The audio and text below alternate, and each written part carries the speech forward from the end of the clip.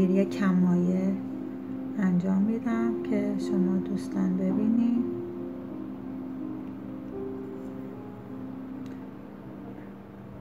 اگر دقت کنید این قلمگیری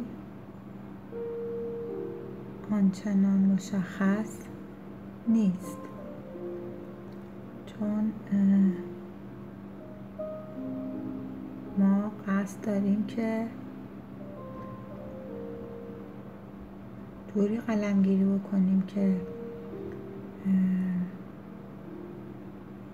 بتونیم بعداً گرد مداد رو و اثر مداد رو از روی کاغذ برداریم. به خاطر همین قلمگیری ما خیلی باید کم مایه باشه که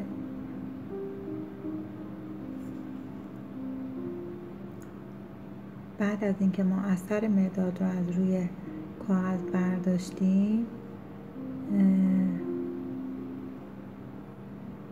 فقط یه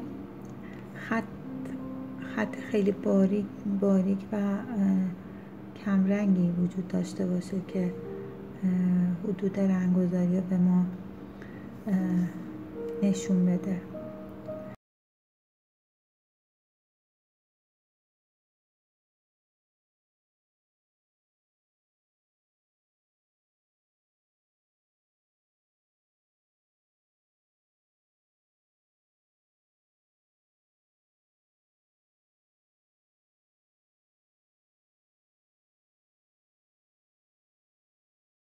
این نشاسته ها تمام اون کربن مداد رو جذب خودش میکنه و علاوه بر این کار نشاسته کاری میکنه که روی کاغذتون که وقت خدای نکرده از این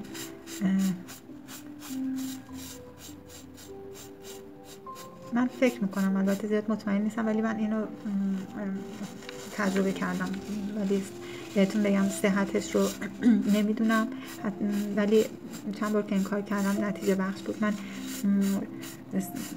همون وقتی که با این نشاسته مدادامو پاک میکردم و سطح کاغذم رو آغشته میکردم به نشاسته، از این سوسکای کاغذ، سوسکای ریز موقعی که داشتم کار میکردم نمیدیدم. نمیدونم حالا شما دیدید یا نه، ولی یه وقتایی این اتفاق میفته. سوسکای خیلی ریزی، حالت میکروسکوپی خیلی ریزه، یعنی چون حرکت میکنه دیده میشه، وگرنه انقدر ریزه که دیده نمیشه. ایجاد میشد و من وقتی که این کار کردم یه اتفاق نیفتاد.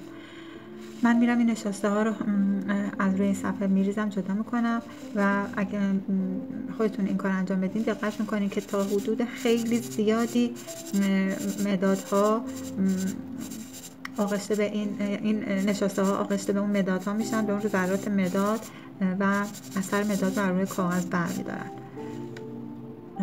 برای ویدیو بعدی آماده باشین که من میخوام پالت رنگم رو بهتون نشون بدم و ترکیب رنگ ها رو بهتون بگم.